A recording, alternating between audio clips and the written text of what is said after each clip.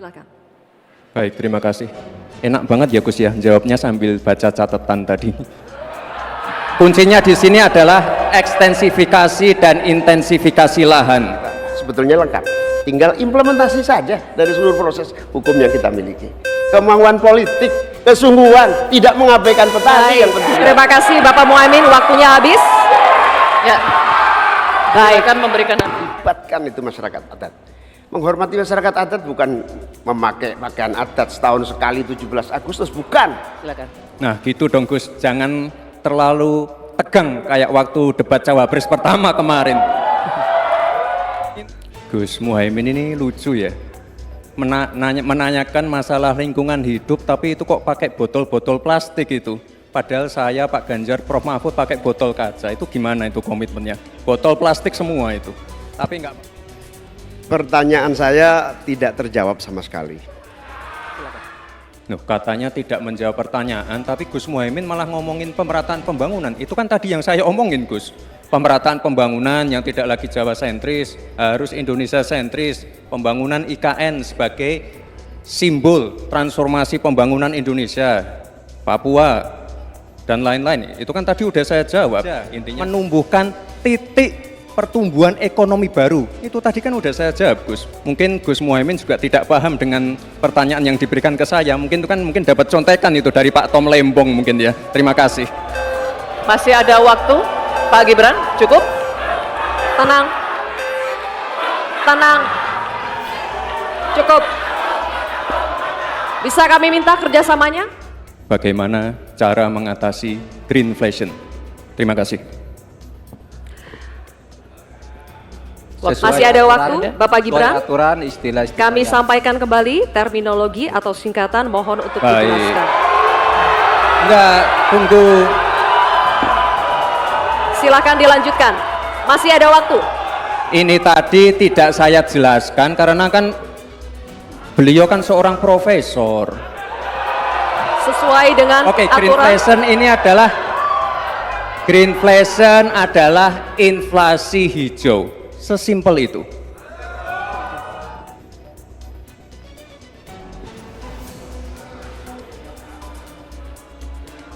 Saya lagi nyari jawabannya Prof Mahfud. Saya nyari-nyari di mana ini jawabannya. Kok nggak ketemu jawabannya? Saya tanya masalah inflasi hijau kok malah menjelaskan ekonomi hijau. Dimulai ketika Bapak berbicara, silakan. Saya juga ingin mencari itu jawabannya ngawur juga itu. Gila ini. Ngarang-ngarang ndak karuan mengkaitkan dengan sesuatu yang tidak ada, gitu ya. Begini loh, kalau akademis itu gampangnya kalau bertanya yang kayak gitu-gitu tuh recehan, gitu. Recehan. Oleh sebab itu tidak layak dijawab menurut saya. Dan oleh sebab itu saya kembalikan saja ke moderator. Ini tidak layak dijawab pertanyaan kayak gini. Tidak ada ini jawabannya. Terima kasih. Cukup buat Pak Mahfud? Masih ada waktu Bapak? Saya kembalikan. Cukup ya? Baik. Saya kembalikan. Tidak ada gunanya menjawab. Ya. Nomor 1 dan tim suksesnya sering menggaungkan LFP, lithium ferrofosfat. Saya nggak tahu ini pasokan nomor 1 ini anti nikel atau gimana? Mohon dijelaskan. Baik. Masih ada waktu, Pak Gibran, apakah akan digunakan?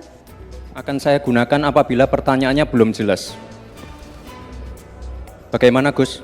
Cukup? Saya jelaskan juga nggak apa-apa.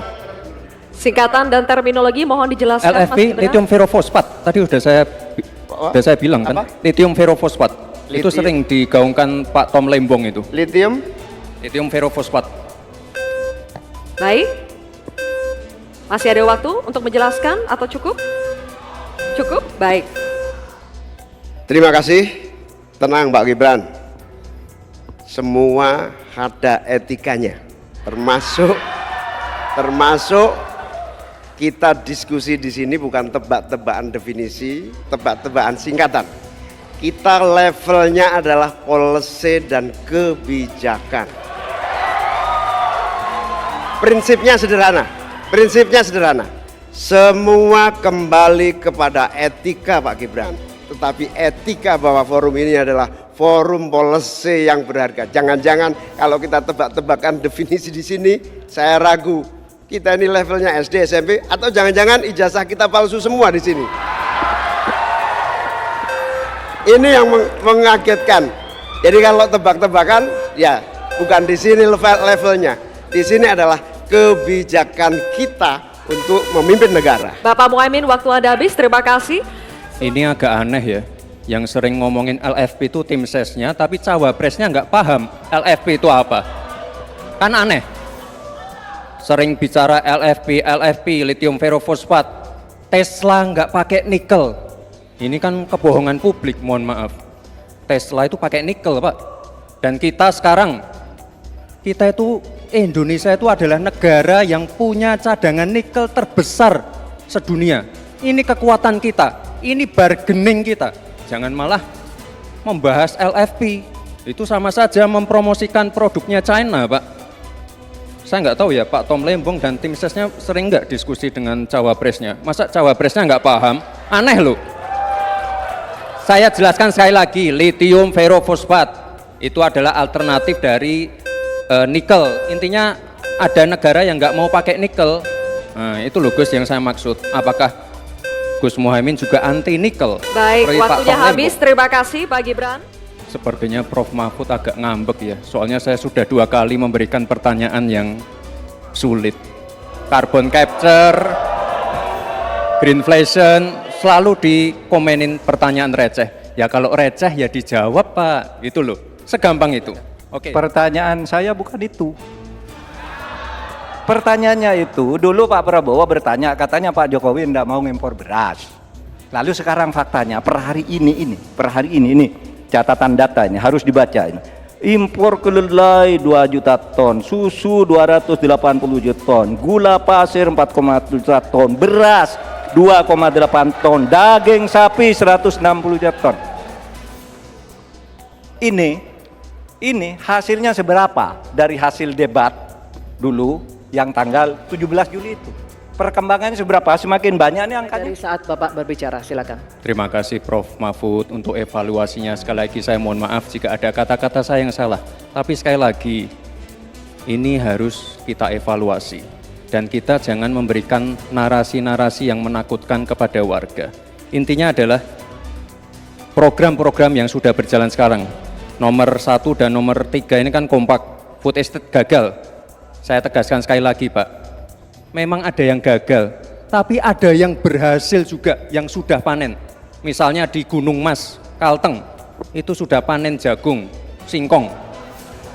Itu Pak, cek saja nanti ininya, cek saja datanya. Intinya adalah warga jangan diberikan narasi-narasi yang menakutkan. Kita harus optimis Pak. Bapak-bapak ini adalah calon-calon pemimpin, harus optimis. Jangan memberikan narasi-narasi yang menakutkan kepada warga dan masyarakat. Silakan hadirin, saatnya kita berikan apresiasi untuk ketiga calon wakil presiden yang sudah menyelesaikan seluruh rangkaian debat pada malam hari ini. Bapak Ibu sekalian, masih ada satu debat terakhir yang akan diselenggarakan oleh Komisi Pemilihan Umum. Semoga hasil dari debat keempat ini dapat menjadi bahan pertimbangan Anda untuk menentukan pemimpin masa depan. Ya, dan selanjutnya kita akan menyanyikan lagu Bagimu Negeri. Kami mohon kesediaan para calon wakil presiden untuk tetap berada di atas panggung, disertai dengan calon presidennya masing-masing untuk bergabung ke atas panggung. Baik, kami juga mengundang ketua, anggota, dan sekjen KPU RI untuk mendampingi